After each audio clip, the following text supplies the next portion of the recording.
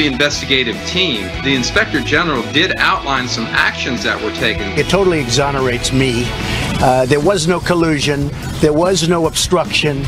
And if you read the report, you'll see that. What is going on behind the scenes at the FBI? Why did they wait this long? I think that James Comey was unfair to the people of this country. I think what he did was a disgrace. We make a mistake, we're going to confront it. The policy on the border is a policy that began under Barack Obama, which is separating children from their families. I hate the children being taken away. The Democrats have to change their law. That's their law. It's important to recognize that these laws have been on the books for quite some time. The U.S. Open at Shinnecock Hills Golf Club in New York. This is one of the toughest courses in the world.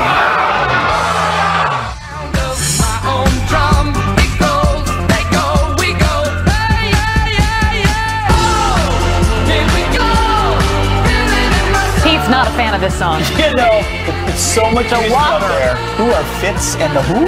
Ritz and the Tantrums. Never heard of them. They rock. Not quite like the Three Doors Down concert we had yesterday. But you've heard of them. No, I've never heard of them. I'm lying. But it's Sorry Saturday to Ritz morning. And his Tantrums. I'm sure they're wonderful people.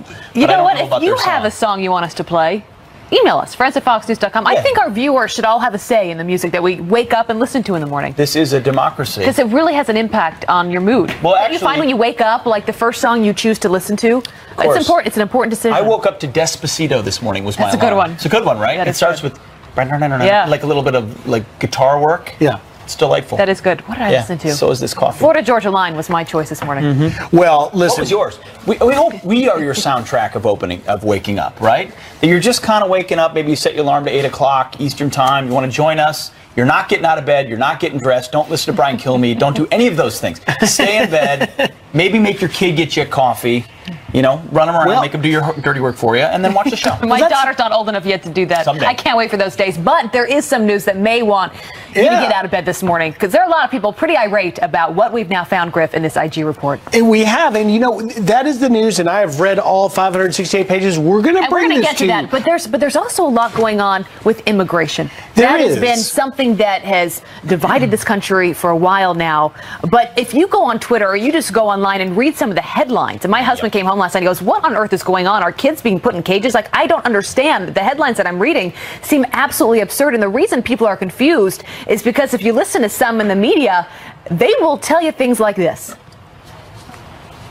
It's not the law. It is their interpretation of the law. We are, or used to be, America's greatest democracy. We can't find a solution to this problem without harming children, without putting them into concentration camps. I call this a concentration camp for kids, because that's exactly what it's turning out to. When you give kids 22 hours of lockup time and 2 hours of air time, what else can it be? And if this is where this country is going, the American people need to wake up and pay attention, because your kids could be next. Michael Steele, please. Concentration camps. Think about the verbiage, the phraseology, the implications historically of what a concentration camp has meant.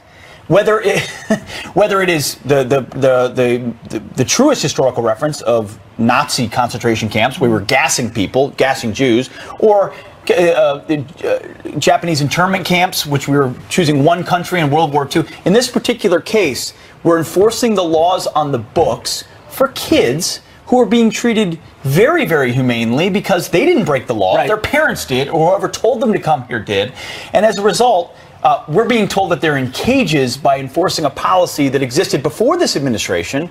And yet this administration is saying we have to create a disincentive for people to come here illegally and use kids as a vehicle to do so. And last hour I laid out the schedule for these kids, which includes school for many hours, recreation, soccer, movie night, meals, snacks, video games, pool tables.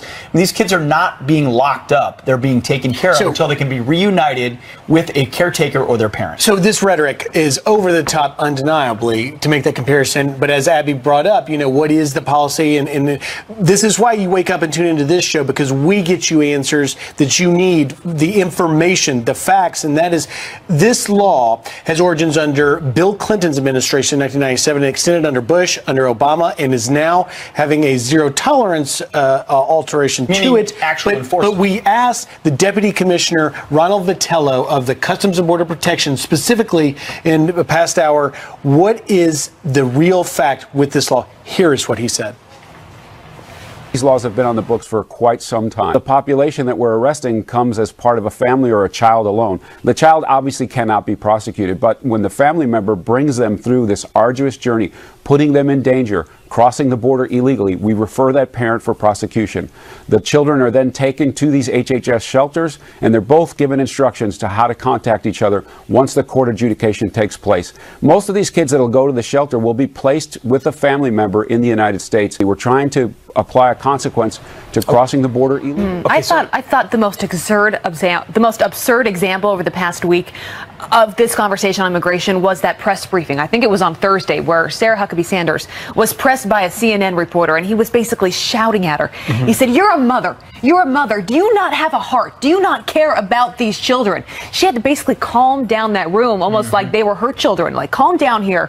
And that is the problem right now. Is the narrative there? If you are a Republican, it seems today, and you want for stronger border security, you don't have a soul. You don't have a heart. You want these children to be ripped out from their parents' arms. The president has said himself. He said this yesterday on the North Lawn. No one wants kids to be separated from their parents. I do think the president has an opportunity to get out in front of this, maybe to speak to the nation. He's already said, write some powerful words. Pass the law, change the law. I'll enforce. But help the country understand what's going on, because all you have right now are these headlines and the media giving their own perspective, talking about concentration camps. You know what the nuts part is people aren't dumb. Like, the media are the dumb ones. Michael Steele, you're a smart man. You know what a concentration camp looks like. One man's concentration camp, according to Michael Steele, is another man's shelter. So these kids are going in, they're being taken care of by our government, fed, clothed, provided for, helped to contact their parents to be reunited, and it's the parents who are held responsible. You broke the law and put your kid in jeopardy by crossing that border without waiting in line, without taking the proper process.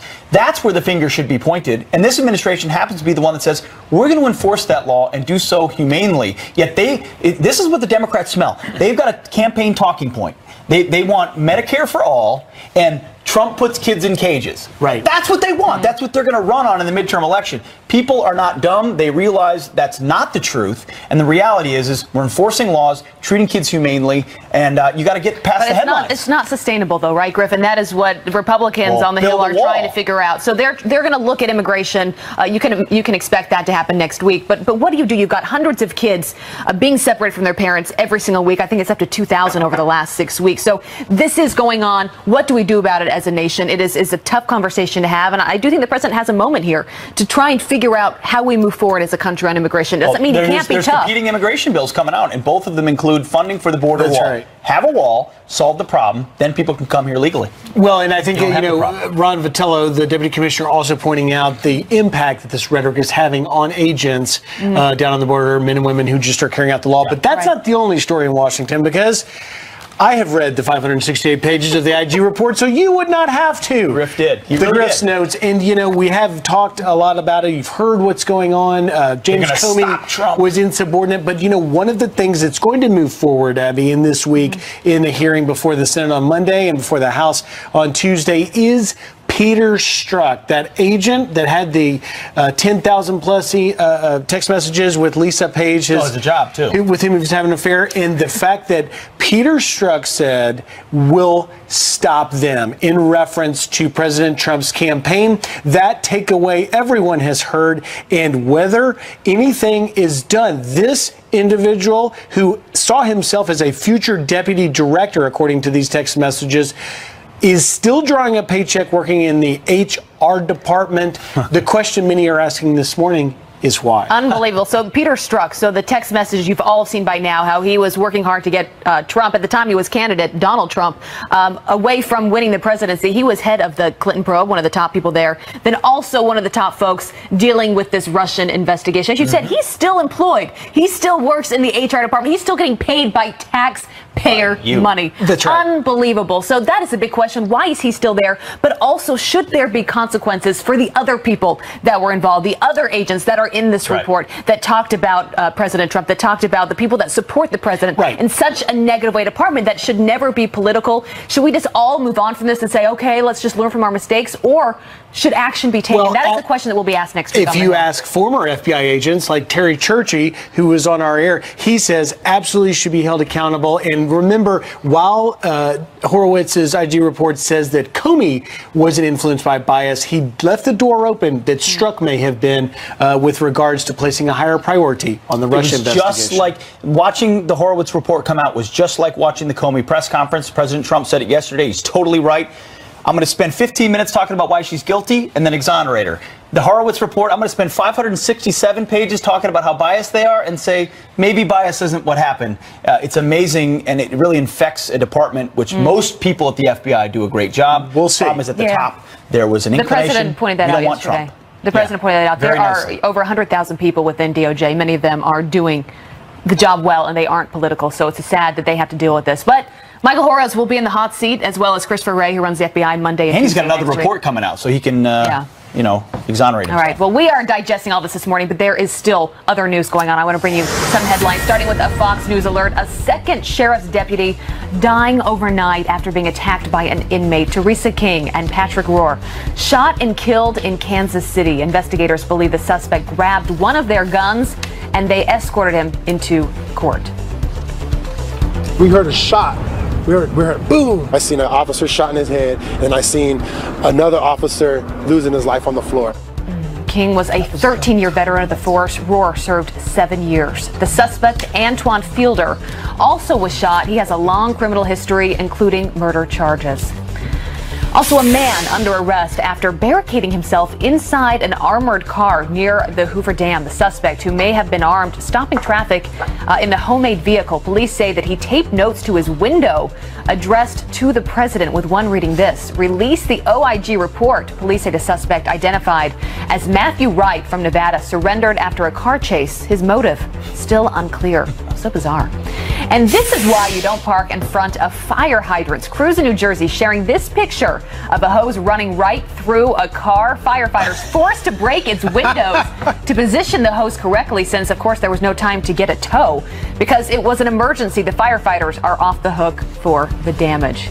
That's what you get. It's so hard because it's always the only space that's open. You're driving down to get a space, and like, oh, I hope there's not a fire hydrant there. But there's a reason why you don't do it. In the news in Washington doesn't stop there. Coming up, former Trump campaign manager Paul Manafort sent to jail. Alan Dershowitz says the judge's move is obnoxious to our Constitution. He's next. And liberal comedians ramping up their anti-Trump attacks, as if they could ramp it up. Kathy Griffin slamming fellow comedian Kevin Hart for not targeting President Trump. Former home improvement star Zachary Ty Bryan, he's a Hollywood conservative who's had enough of stories like this. He joins us live, coming up.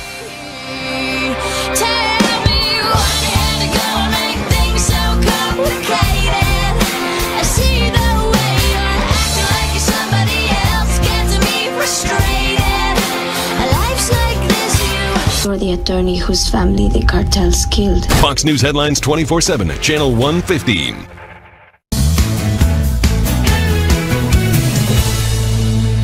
Welcome back. Well, former Trump campaign manager briefly sent to jail ahead of his September trial. Our next guest calls the judge's move obnoxious to our Constitution. Here to explain, Harvard Law Professor Emeritus, lifelong Democrat, and the author of The Case Against Impeaching Trump, Alan Dershowitz. Professor, good morning. Good morning. What is your reaction to this development? Well, there are thousands of people today in jail before they've been convicted of any crime, many of them minorities, many of them poor. Now Paul Manafort joins them based on an indictment. And indictments are not supposed to have any real impact. We still have a presumption of innocence. Under the law, Manafort is no more guilty of contacting witnesses or attempting to obstruct justice than any of us. The government says he did it. He says, no, he didn't do it. He didn't know there were witnesses, and his conversations were entirely innocent.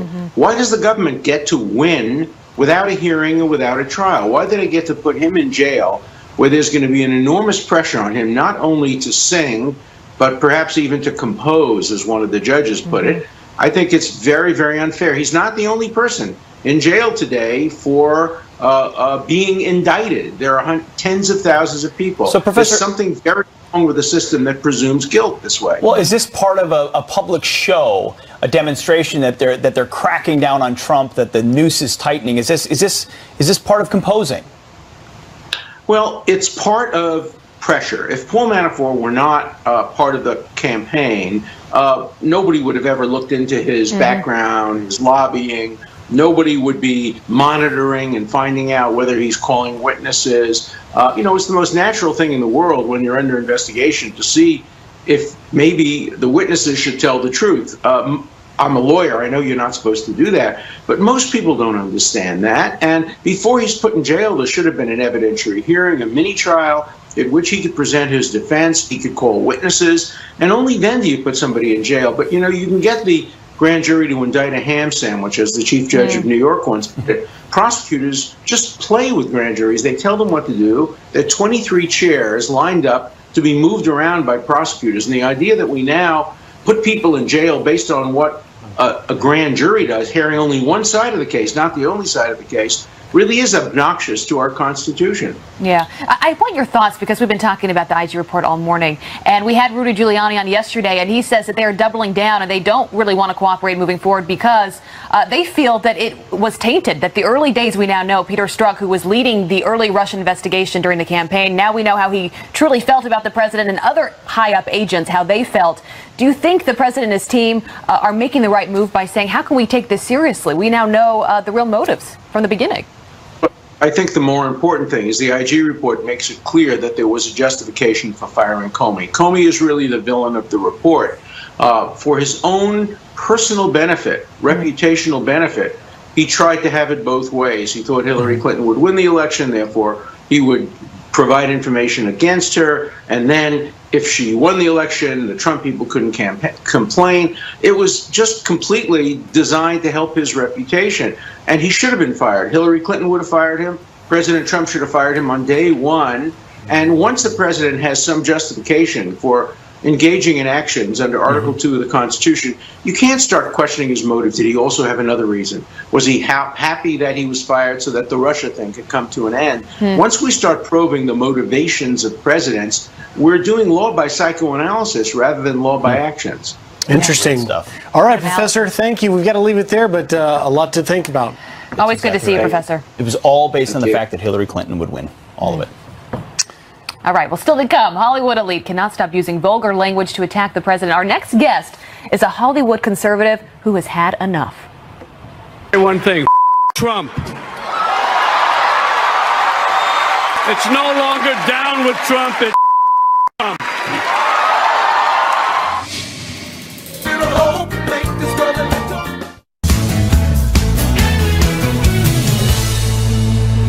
Some quick headlines. A detective rushed to the hospital when a wild chase ends in a head-on collision.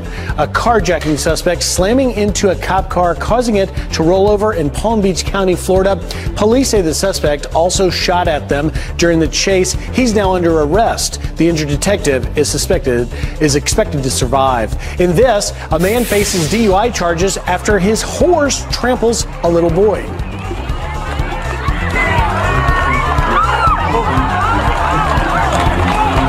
The horse running over the child and breaking his legs. Police say the rider was drunk when he lost control of the horse at a parade in California. Abby, Pete? Oh, Griff, that's a horrible story. Thank you. All right, once again this week we saw a liberal in Hollywood attack President Trump. This time it was Robert De Niro cursing him out at the Tony Awards. Watch. I'm going to say one thing, Trump. It's no longer down with Trump, it's Very original. Well, some conservatives in Hollywood, they've had enough, including our next guest. You know best from when he starred in the hit sitcom Home Improvement. Actor and producer Zachary Ty Bryan joins us now. Zachary, thanks for being here this morning. Really appreciate it. We're all big fans of the show. We grew up watching you. 100%. We all did. So we're all fanning out here. Absolutely. So you follow Hollywood. You're part of it. Is it just predictable at this point, unoriginal? What do you make of the hysteria? Well, you know, I think Hollywood is they're just kind of in this echo chamber. You know, it's kind of similar to like the establishment in Washington. I feel that they've kind of just never thought that they were penetratable, and they had this agenda of Barack for 8 years and going right into Hillary for the next 4 to 8 years. And then you had President Donald Trump come along and win the election, so it kind of caught everybody off guard. And I think we're kind of seeing their reaction, and it's been fun to watch. Yeah, I imagine, though, being in Hollywood, you're only allowed, from what we see from afar, you are only allowed to have sort of one perspective. It has to be anti-Trump. You've got to be angry. You've got to be upset about what's going on. What's it like for you? Because you're someone that has different political opinions. You grew up outside of the Hollywood media elite. You know, you grew up on a farm. Is that right? That's correct. Yeah, my family's originally from southeastern Colorado. We grow wheat, corn, and milo. Yeah, it is different. I mean, surprisingly, there's a lot more conservatives in Hollywood than you would expect. They don't necessarily talk about it. They stay more anonymous. But you know, it reminds me kind of high school. You know, you've got the cool clique.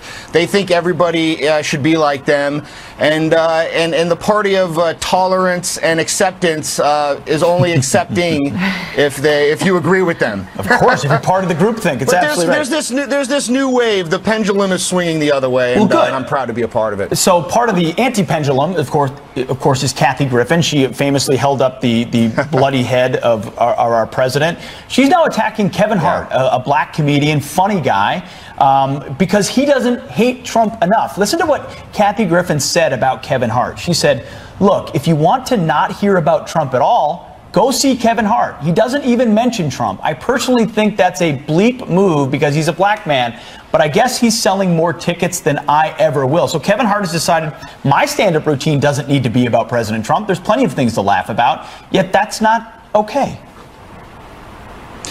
Yeah, and to be honest, I don't know his political beliefs, but I appreciate that he doesn't throw it in our faces.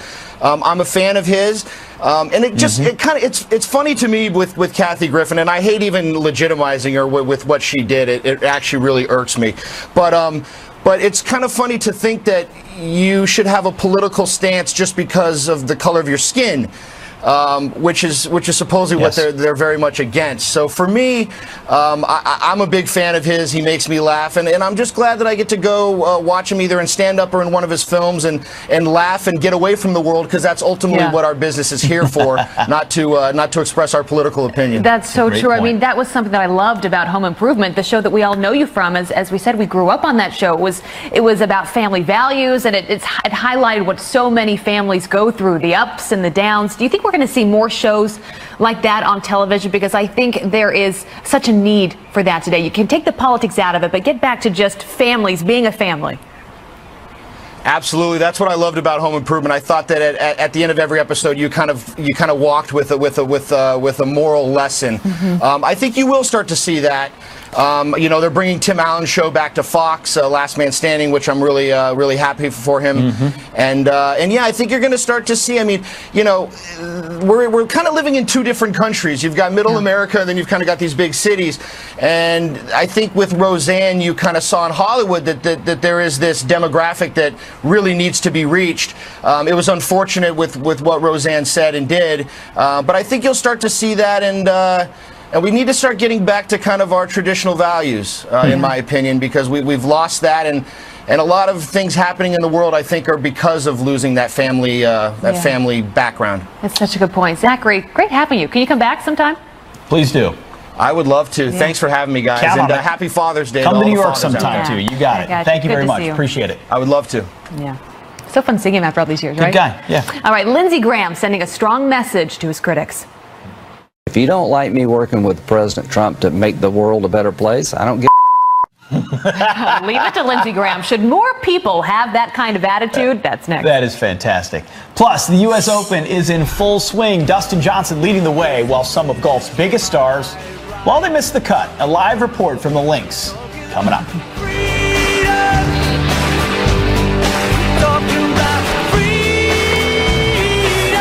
At a Sleep Number store.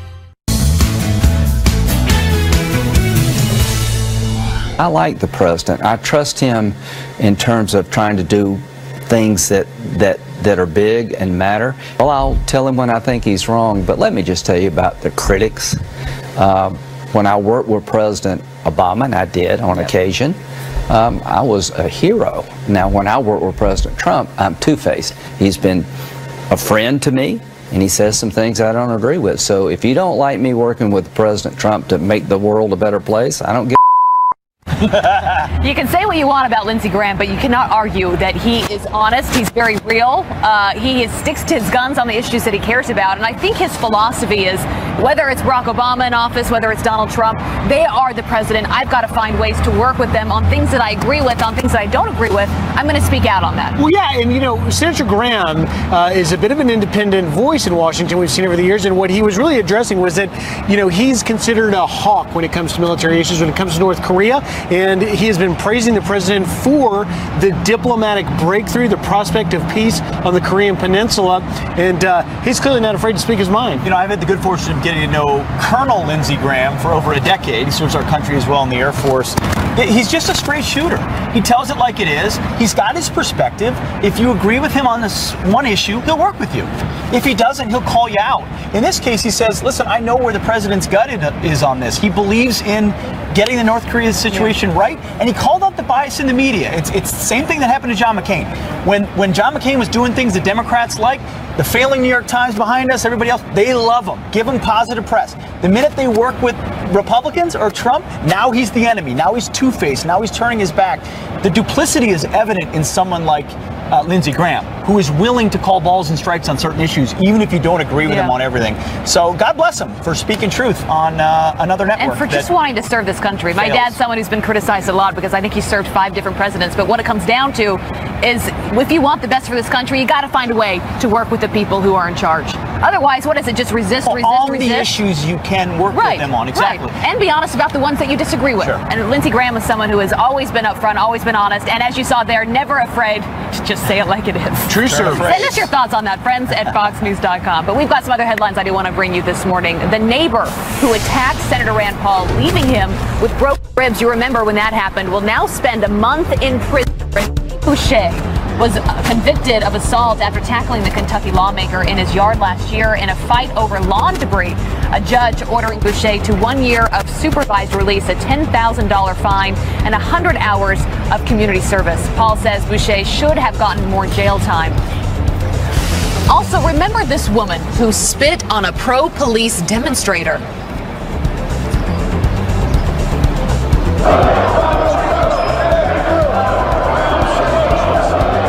Yikes, that woman is now expected to turn herself into Chicago police, a police station later today after the man pressed charges. Fox News cameras capturing that incident at a demonstration in Chicago City Hall last month. Police were protesting Mayor Rahm Emanuel, accusing him of being anti-law enforcement.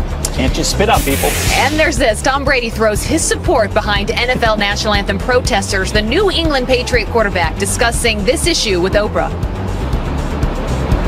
There were a lot of really good, healthy conversations coming out of it. You respect what other people, I do. I respect why people are doing what they're doing. And they're doing it for different reasons. They can do things for their reason, and you have respect for that. But I thought it was great. Tom Brady never kneeled for the anthem, and of course his comments come ahead of new NFL rules requiring players on the field to stand. Tom Brady does one thing really well. Can't argue with that. I'll leave it right there. Can't argue with that. You know who also does something really well? Rick Reckmuth with the weather. Yeah, he does. What's up, Rick? Sometimes. Thank you for this weather. Sometimes I said something wrong in the last segment, and somebody messaged me. That never happens, Rick. That never happens to us. Yeah, never. We all say things perfectly all the time. Yeah, no, not always. Hey, take a look at the weather map, show you what's going on. It's really hot all across the central part of the country. This is what it's going to feel like at about 4 o'clock this afternoon. 103 in Minneapolis, 102 in Des Moines, 100 in Chicago, 100 in Dallas. Really baking. It's hot. It's also really humid. So check in on your neighbors. Take care of your pets. Take care of the elderly all weekend long. Tomorrow, take care of your dad because it's going to be hot all across parts of the plains. Today, across the Northeast, another spectacular day down across the Mid-Atlantic. Tons of sunshine, not that humid. Tomorrow, the humidity begins to kick in a little bit more and the heat comes in as well. Down across parts of the South, there you see those showers across parts of Florida Panhandle. Get ready tomorrow. Heavier rain moves in. A little bit of a tropical disturbance we're going to watch potentially later on the week across parts of the Western Gulf. Towards the Northern Plains, we have some storms coming as well. 95 actual air temperature in Minneapolis, and down across the Southwest. Look at that, 87 in Phoenix with some rain showers. All right, guys, back over to you. All right, Rick. Thank you, Rick. You bet. Appreciate it. The third round of the U.S. Open tees off in just a few hours. The competition bound to get interesting with just one golfer under par. Several big names already sent packing after missing the cut. Jared Max live at Shinnecock Hills in New York with what to expect today. Jared, good morning. Hey, good morning, Pete. Abby, Griff, unbelievable, only one under par, and that's what this course does at Shinnecock Hills. It humbles the rest of the golfers, but not the best in the world. Dustin Johnson, yesterday, he was even better than the day before. Johnson shot 3 under par yesterday. That has him at -4 for the tournament. Here we are 1 week removed from Justify winning the Triple Crown. Well, he's trying to do the same thing, Dustin Johnson, and go wire to wire. You take a look at the leaderboard, and Dustin Johnson 4 shots better than Scott Piercy and Charlie Hoffman.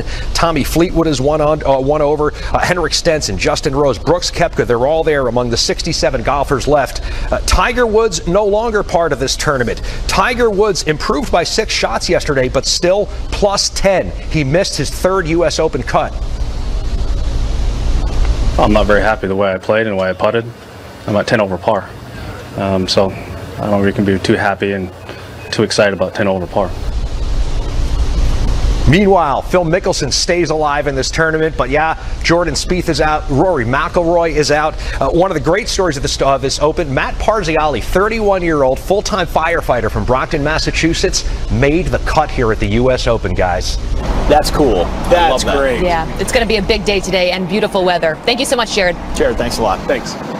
All right, the left taking aim at President Trump for the North Korean summit, but shouldn't they be focusing on whether we are safer now than we were 4 years ago? We are going to debate next. Plus, more evidence of bias in the FBI, this time against Trump voters and employees saying they're all poor, uneducated, and lazy. Herman Cain is here to respond. That's coming up next.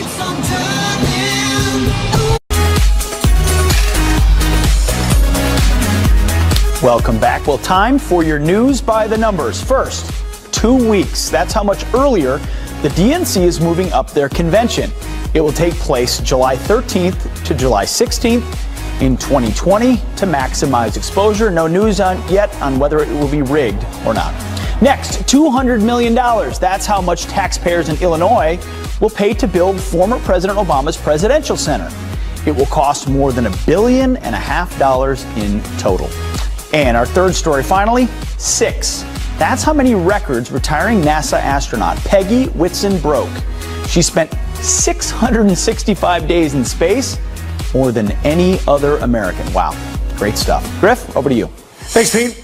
The left takes aim at President Trump once again for the North Korean summit. This is a handshake, reality TV, photo op summit. You kind of wonder, did we really need a summit to get this document? Just because something hasn't happened before doesn't mean it's historic. So we've got a long, long way to go. But isn't it more important to focus on whether the country is safer now than we were 4 years ago? Here to debate it, former senior foreign policy advisor for Donald Trump, Christian Whitten, and former deputy assistant secretary of state under President Obama, Joel Rubin. Good morning, gentlemen. Good morning. This is a very important decision, a topic, a discussion. Joel, let me start with you, because this question points back to 4 years ago. Are we safer today than we were 4 years ago? We certainly are, and thanks to President Obama's policies, that's how we got to this point. The defeat of the Islamic State in terms of shrinking its space, its ground game, that was organized by the Obama administration, and so this administration has wisely continued on that pace. And the Obama administration did stop Iran's nuclear program in its tracks. Unfortunately, that's under threat now that the Trump administration has pulled out of the Iran nuclear deal, so that could be a new threat that we have to deal with. And we're still waiting to see if North Korea will go further on its nuclear weapons program than it already has on Trump's watch. So there's a lot to be thankful for from President Obama. Christian, I have a feeling you don't agree. Of course, under the 8 years of Obama, every single foreign threat, the Islamic State emerged, Iran, China, every foreign threat got worse. And the Trump administration, and I was over at the State Department for the early part of the administration, we put pressure on China, pressure on North Korea, beat ISIS by taking the lawyers out of the decision loop and letting our warriors do what they needed to do to defeat ISIS. And in North Korea, in exchange for virtually nothing, Donald Trump has gotten them to stop nuclear testing, stop ballistic missile testing, destroy their engine testing facility, destroy their nuclear test facility at Pyongyang-ri, and agree to disarm. So looking pretty good. Let me interject this, Joel, and that is, at the end of the day, you both agree that we're safer for different reasons, but the safety of Americans couldn't be more important, and yet the left huffs and puffs over the fact that President Trump is making us less safe. Why shouldn't we go back to the days when politics stopped at the water's edge? Well, we really should. And the problem is that foreign policy has been politicized. In many ways, President Obama was the first victim of that. He brought a nuclear deal towards completion with Iran that Republicans in the Congress said preemptively they were not going to support, even though there had been bipartisan support for an approach of sanctions and diplomacy for years that he was following on. And so now we're at a point where we don't have the bipartisanship, but there are deep desires for that amongst the national security establishment because threats are on the horizon and there's deep concern about where we're heading. They sure are on the horizon. Christian, what do you see the administration doing next to keep us safe? I think we're going to plow ahead, and the president has just announced some very important tariffs on China under Section 301, which is finally pushing back against China's theft of U.S. intellectual property, and also evening some of these trade relationships we have with other countries, with the EU, with Canada and Mexico. All of these countries have much higher tariffs on us than we have on them. So finally fixing that and getting tough with China, increasing the military so we can deter war with China rather than encourage it through weakness. Christian Whitten, Joel Rubin, thank you very much. An important discussion. Nobody better to talk to you. Have a great Saturday. Thank you. All right, more evidence of bias in the FBI, this time against Trump voters. An employee saying they're all poor, uneducated, and lazy. Herman Cain is here to respond next. Plus, seeing double. The Navy isn't happy with Nike's new clothing line logo. Now Nike is taking action. Stay tuned.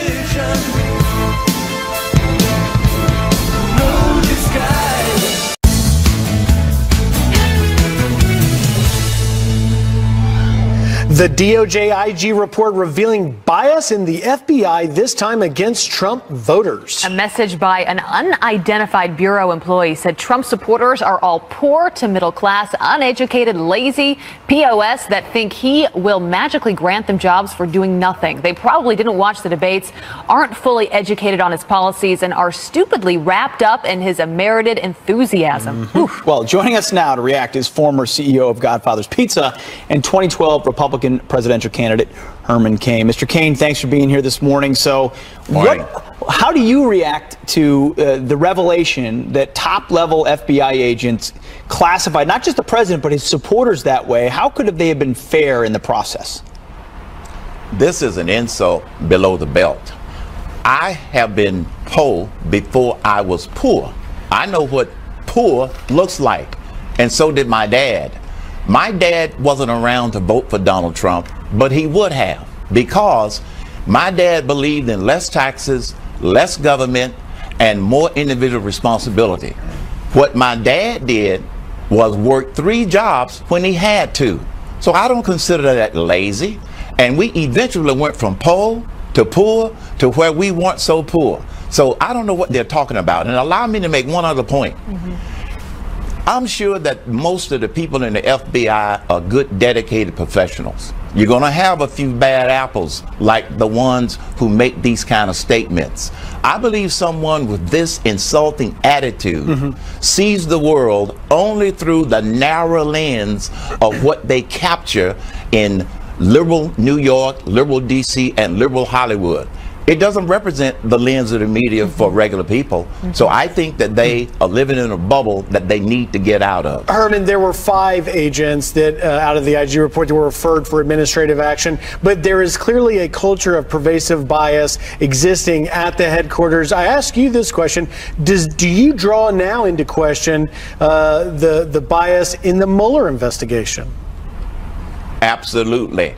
Rudy Giuliani said it best. The basis for getting the authority, the FISA order, in order to start that was flawed in itself. So if the basis is flawed and biased, they really shouldn't have been able to get it. So yes, it does bring into question the validity of this witch hunt called the Mueller investigation. You know, going back to that text exchange, calling Trump supporters stupid and lazy, it reminds me of Hillary Clinton on the campaign trail referring to some of the supporters as a basket of deplorables. We all remember that moment.